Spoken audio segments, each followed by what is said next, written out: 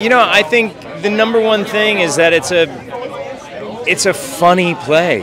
It's really a joyous 95 minutes. And in between all the laughs, we kind of hit you with some deeper topics, but it is a romp. And whether you're familiar with the movie or a super fan of Jaws, there is something for everybody in it, which is amazing. It's not just a play about the movie. It's a play about three men who are going through a really weird, difficult time on set. This process, playing somebody who's real and exists and is alive still, it was very odd and really fun, and started with something I've never done with anything ever, which was research.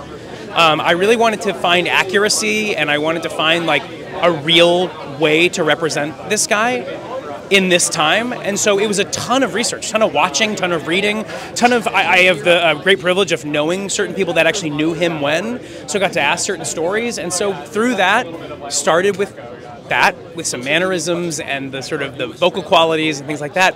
And then as you go through the rehearsal process, you find things that are either extremely like you, which got pretty lucky for me, that we both have certain types of anxiety and ways that we speak, and we're both Jewish and we both have bipolar. So some of that stuff was happy accidents, question mark. But for me, really, this whole one was about accuracy and research. So that's where I started. Well, I try and leave myself behind, you know, and what that feels like is very liberating, because my father was quite fearless and opinionated, and he didn't care whether he offended. And I'm not like that, so I relish that. I mean, he was very funny too, and irascible. So it's fun to play him, and I think at some point I'll stop playing him, but I imagine that the play will carry on. So, you know, I wish the next actor the best of luck, because he'll really enjoy that. Well, this particular play transcends the non-theatre crowd. You know, it's about Jaws, and I would challenge most families to find a member of their family that hasn't seen it. It's an almost perfect movie, if not a perfect movie. And if you've seen it, then you're going to get so much out of this. Also, you know, we are pitching it to people who've never seen theatre before, because it ticks so many boxes. It's so funny. You see the characters you've seen in the movie, and you come away going, wow, if that's what theatre really is, I want to go more. I think what I noticed about this play in London when we put it on was that there were quite a lot of men coming to see it, and I think in the West End theatre skews female, and it skews sort of upper middle class probably, really. Whereas with this play you had quite a lot of guys dragging their wife to come and see it, which was it's usually the other way around. And I think that's quite nice, really, and I think if there's a certain kind of working class guy maybe who doesn't necessarily go to the theatre an awful lot, he might like this play, and he might take his wife to see it, and she might like it as well. My background is comedy, so you know, when if I've added a comic line and the actors deliver that comic line, which is brilliant, you know, I say, oh, I gave them that line, you know, that's very proud. But for me, I think the overall pride is when you take someone's idea and you help to make it into what this is, you know, from the Edinburgh Fringe to the top of Broadway. That's a very exciting thing. Do you remember any of the lines? Oh, the key lines? Well, comedic lines that you yeah. When Shaw says to him, and tremendous fun it's been too, and Dreyfus says, yeah, like Alcatraz. That was my line.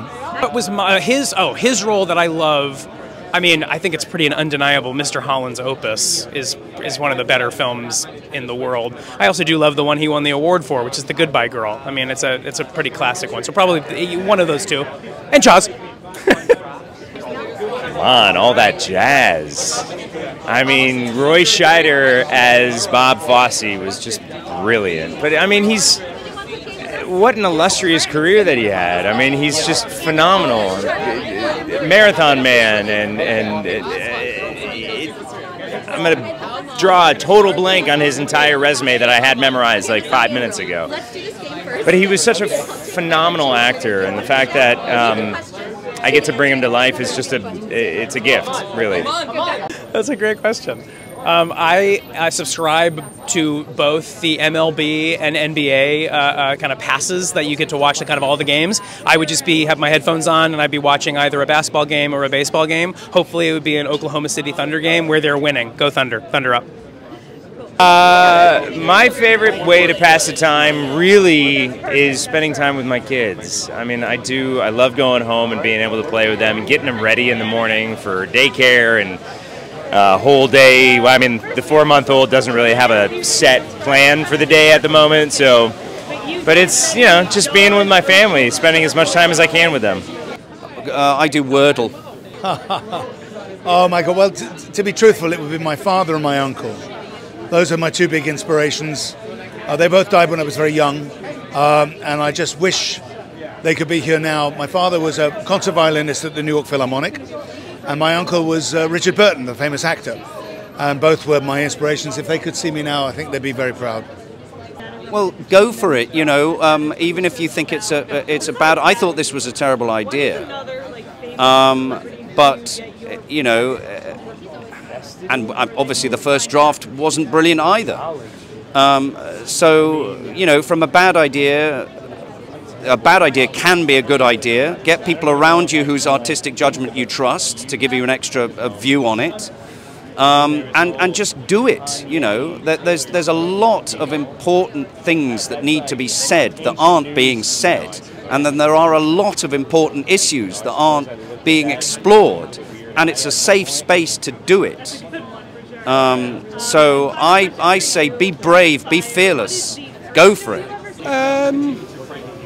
Well, they say write about what you know, don't they? But I'm not sure that's good advice, really, because if you're, no matter how bizarre your personal experiences, if you're a boring writer, you're going to make them sound dull, I think, probably. So I would say choose the subject that's not necessarily going to leap out, because this is an odd idea for a play, really. It's three actors on a boat. And, you know, Waiting for Godot's 2 guys under a tree. And then exactly the same thing happens, but not quite, in the second act as in the first act. And actually, I'm a huge fan of Beckett, so I'm probably the wrong person to ask about this. But yeah, I would say maybe pick a subject that doesn't. I mean, I've written a play, co-written a play with about the man who broke the world record for being buried alive in a box, which was for about 9 months, I think. Which sounds like a terrible idea for a play, doesn't it? And maybe it was, but yeah, I'd say just pick a left field idea and go with it and try and make it work. I think. My father was the founder of the Disability Solutions Group at Apple Computer, so accessibility in general, in all forms, is incredibly important to me. And I don't know if I would be here. I don't know if a lot of others would be here if theater wasn't accessible to me or them. So the fact that it isn't to some is a travesty. And I think that theater opens your mind in a way that reading the news can't.